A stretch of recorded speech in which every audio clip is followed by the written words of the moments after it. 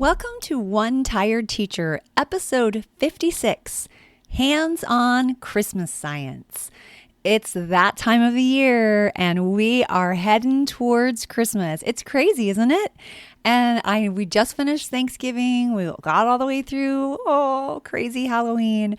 And now we are really in for a treat for the next couple of weeks because I don't know about you, but I know for me that school can be insane at this time of year. So I think it's really important that we find some hands-on, high engagement activities to keep those little guys ready for learning and maybe a little bit distracted from all the presents. I hope you'll stick around.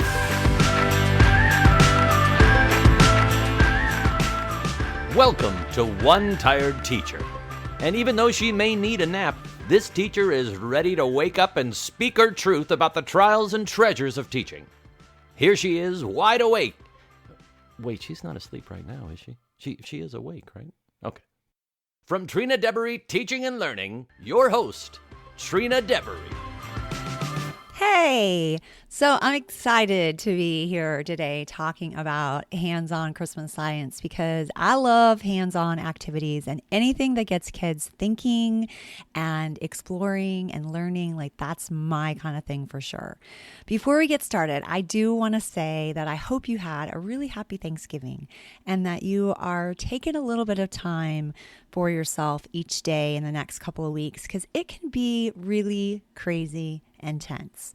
And then we get up to the break and it's like hustle craziness with our family. And we miss out on some of that time where we really need to just take a breath. So make sure that you get a chance to take a breath at some point and look around at all the things that are going on and just be in the moment. It's really important that you do that. So how are we going to get through this crazy time of year? I don't even know sometimes, but I will tell you that last year on One Tired Teacher on episode 4, can you believe it? Episode 4, that was a really long time ago. I did an episode called Surviving the Weeks Before Winter Break. So if you need some really good tips on what you can do to get through the break, like ideas for engaging lessons, Christmas makerspace moments in literature, how to incorporate those ELA standards into the season, and even some hilarious research findings, then you are going to want to check out episode 4 on One Tired Teacher. I also did a blog post called How to Guarantee Survival the Weeks Before Christmas Vacation, which is essentially the same thing. But you know me, I like to talk, so I added a lot to the podcast that was not in the blog post originally. But you know, however you like to take your content, every once in a while, we need a little silence and we need a little bit of reading time. I know for most of us, we are on the go, busy, and listening is our best way to get that information. So, but I wanted to remind you about that. I'm going to link to both. I'm going to link to the episode from episode 4, and I'm going to also link to the blog post, and you can take it any way you want. But today we are going to talk about Christmas science because I think it's really fun. So there are tons of ideas and examples out there in the world of TPT and in the world in general, especially if you go on Pinterest and you search for things. It's crazy. You can really get overwhelmed sometimes. So I wanted to tell you a little bit about a unit that I created called Holidays Matter. And it is based on the standards for solid liquids and gases. It's really based on the second grade standards. And I think you could stretch this. I know you could do it in first grade if you were focusing, if that happens to be what you focus on in your grade level. And I know that you could also do it in third grade as well. But we're really talking about solids, liquids, and gases, and we're not talking about plasma, just FYI. And the big ideas are what is matter and what are solids, liquids, and gases, how can you observe and measure properties, and how do liquids and solids change. So those are just some of the big ideas that we focus on this unit. I had so much fun creating it because when I was teaching my second graders in the classroom, they loved science. We used to have these lab coats, and in the beginning we had like these big white shirts that we used as like pretend lab coats because they wanted to really get into being a scientist, and it was really important. And this was kind of back before the days of where the engineering standards came into play. But I think in this case that they're doing such, like, it's still an engineering type of thinking, and so that's the part that I love about it.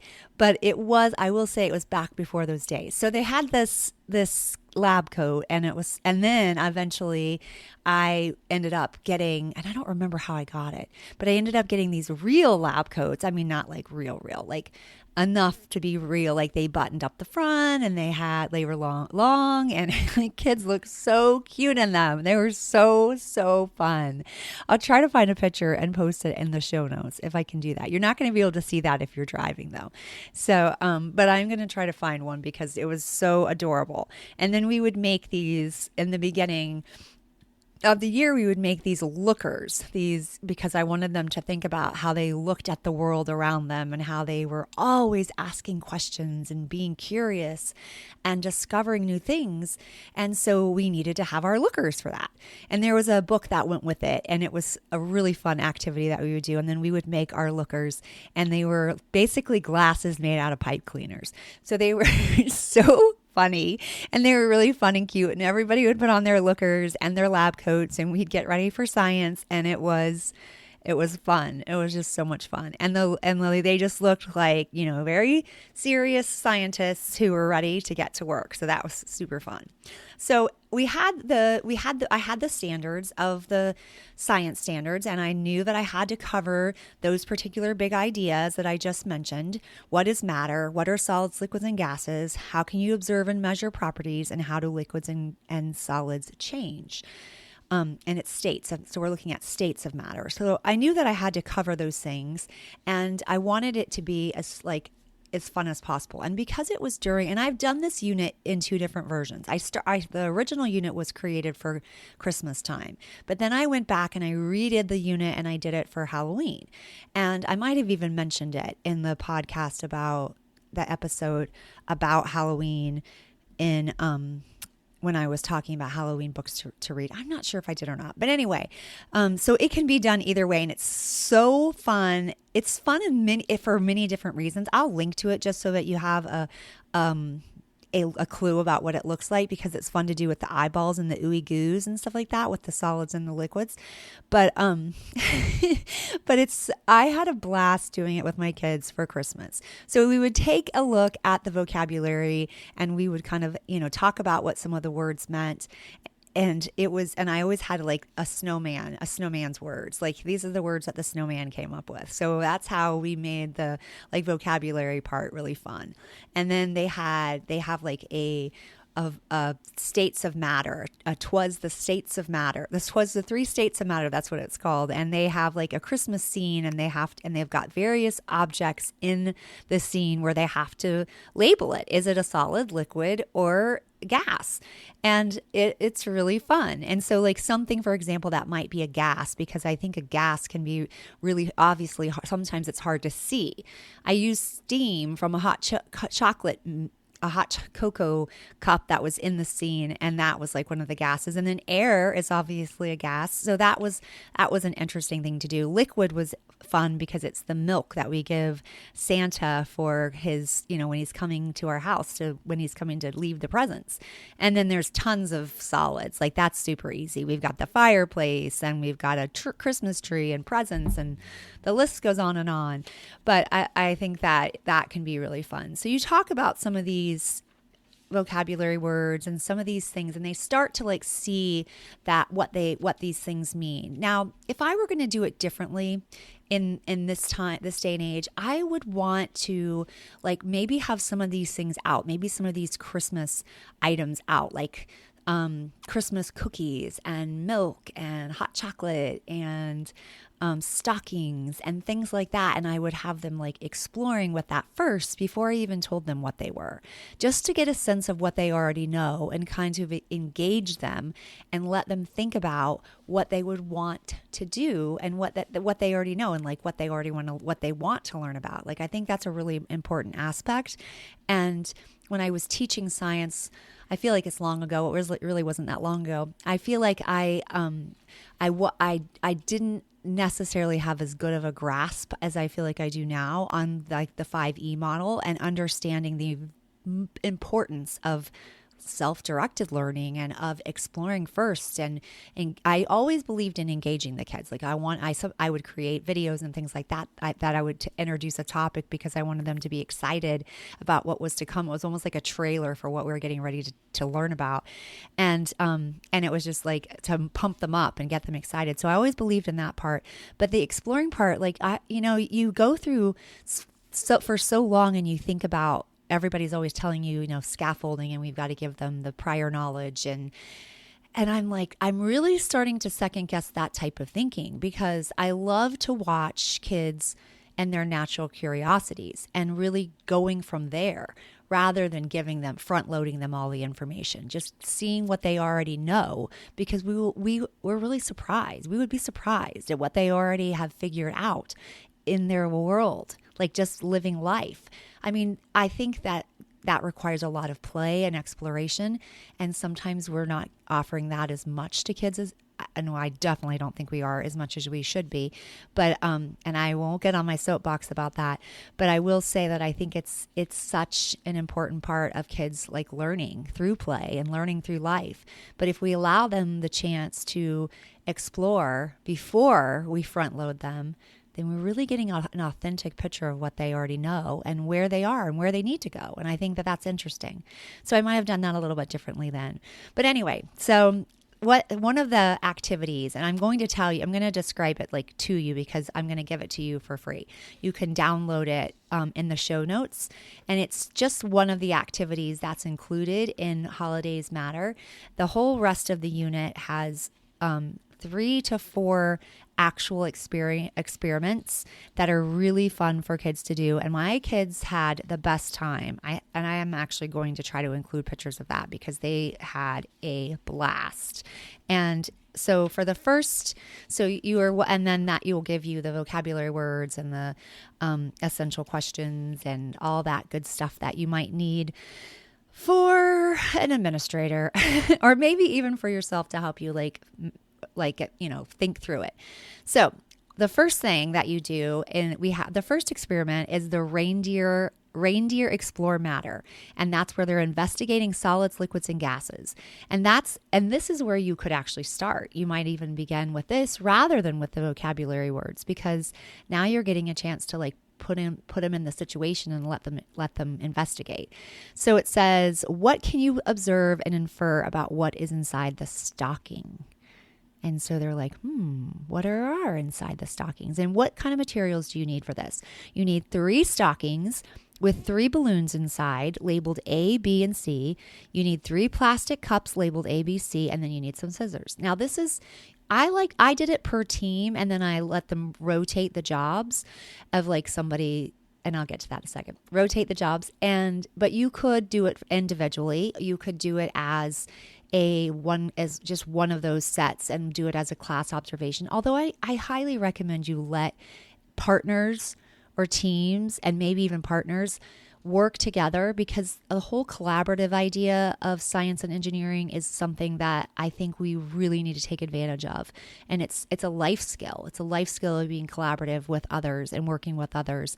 And their facial expressions when they're making predictions and then when they're making observations, it's so fun to watch, and they kind of need to experience it for themselves. So I don't think a class demonstration is the way to go. I really think you let them do this themselves. All right, so they have those 3 are those materials. And I always start off with a little story because I like to get them kind of excited about it. And again, it's holiday, so it's very focused around holiday. If you have people that don't celebrate Christmas, then this is probably not the direction you're going to want to go, because it's very, very, very Christmassy. So Randy Reindeer observes his friend driving with a trunk filled with presents. Randy is excited to give his friend Robin a stocking filled with goodies. Robin Reindeer observes the stocking. Robin infers that the stocking is a solid, but he wonders what might be in the stocking. So that's kind of how I started. And then it goes through the steps of what they do. And so what they're trying to do is they're reaching into the stocking. It does take quite a bit of stockings, especially if you're going to do 3 a piece and you're going to do it per team or you're going to do it per partnership. Like if you've got 4 or 5 teams, like you're talking 15 stockings, and you're probably thinking, whoa, where do I get that? I actually bought mine at our Santa's Secret Shop, where we have the dollar store stuff there. They have jacked up a little bit more than $1 because it is a fundraiser. But I do think that you can spend like $15 on stocking. So it doesn't have to be something, or you could even, have them make a stocking beforehand. They could bring in an old long sock, and you could do something about the history of the stocking and the history of, Christmas symbols. And I think the stocking is one of them that you can talk about. And I actually have a comprehension thing on that. If you are interested, I'll link to that in the show notes too. But anyway, so you get the stocking, and they are reaching inside, and they're recording their answers, and they're kind of wondering what's in it. Now they get to feel inside, because inside are one balloon. And so what are in the balloons? I'm going to tell you what's inside the balloon. So in one of the balloons, you've got water, you've got the liquid. And then another balloon, you've got a marble. And in the third balloon, you have air, which is a gas. And so the kids are reaching in, and they get to feel inside the stocking, and they get to feel the balloon. So it's inside the balloon. So every stocking has a balloon inside it, and they're feeling with their hands, and they're trying to make a prediction, and they're trying to guess what it could be inside of there. And they're squishing and squeezing and trying to determine. And so they're making observations, and they're recording that in charts. And then they're inferring what they think it could be, and making predictions, wondering what could possibly be there. And then when all that part is filled out, then they get to open up the stocking, pull out the balloons, and snip off the top, like where that's tied. Snip off the top, and you should see their faces when it's air. They're like, it's air, and it's a gas, and they're so excited, and it's so super fun. And then they have a little reflection at the end where they talk about what they inferred, and they talk about their results, and how they may or may not have been different from what they had predicted. So it's a really fun little activity, and I'm going to give it to you for free, because I'll give you the chart that goes with it, and the teacher steps, and the steps for the kids. And so that is for you. The rest of the unit has some other super fun activities. Santa investigates liquids and solids, which is so fun because you're taking hot chocolate powder, and you're taking marbles and jars, and you're just doing some different experiments. I'm not going to give the whole thing away. And then you also have, let's see, what else? Oh, you have a little bit of reading and answering some questions too. So ELA standards for informational text are thrown in there. You're talking a little bit about Emily the elf observes and measures properties. So you get to actually do a little bit of teaching about it, but you're still using a Christmas theme. And so Emily, I'm going to give you just an example so you can see what kind of reading it might be, or and this is something that you might do as a shared reading, or you could do it as a partner read. Most of it is about a second grade level, so they should be able to read the majority of it, but it is fun to do as a shared read, because then you're making sure everybody has access to the text, and then they can answer the questions. So Emily can observe matter. She sees a beautiful Christmas tree. The tree and lights are matter. The tree looks big. The lights look bright and colorful. How big do you think the tree is? When you observe and measure, you learn about properties. A property is something about an object that you can observe with your senses: your sight, your hearing, your touch, your smell, or your taste. And so then they have to stop and think. And and this is focusing on asking and answering questions in text. How can you observe a property? So they can go back and they can see that you observe it by your senses, and it tells you your senses, your sight, your hearing, your touch, your smell, your taste. So they can talk about that evidence right from the text. Why can't you observe all the properties of the tree from this picture? And I give them a little picture, and they have to do a little bit more thinking about why they can't observe all the properties. Well, they can't taste the picture, and they can't hear the the branches moving, and there's things like that they just won't be able to determine. And so that goes on with some more information about properties and more questions about that. And we talk about sinking and floating, and that is another activity that we end up doing with Christmas cookies and donuts and some other things in hot chocolate. That is so fun. The kids love that. It's Pete Penguin Investigates Floating and Sinking, which is a really fun. It requires lots of different yummy goodies that they get to do some investigating on. Mrs. Claus Investigates Change in Property. That is a really helpful one for them to understand what happens when we watch properties actually change due to temperature. So that's interesting. And they also really walk away with having a really good grasp on that. And there's a lot more reading. And then it even has a Winter Williams Big Ideas checkup, where you get to check on those big ideas, to check for understanding and make sure that they have understood the concepts. So it's a super fun, engaging activity to do at Christmas, and it takes a very common, science topic and really brings it to life. I hope that you enjoy it if you plan on giving it a try, and if the very least, if you want to do the free activity, that's really fun, and I hope that your students enjoy it. There's so many different ways to engage your kids and to bring the holidays into it, and I'm telling you, if you try to keep it out, it's so hard to keep it out of your classroom because there's so much going on at that time, and it's all over the place, and the kids are just like, they're like crazy cats, wet cats. I don't know, cats that have lost it, and that's what it feels like. And so if we can engage them and we can excite them about what's happening with learning, then we have a much better chance of making it through the next couple of weeks. Alrighty, well, this one tired teacher is hoping that I can get through the next bit of time until we hit that Christmas vacation. Until next time, sweet dreams and sleep tight.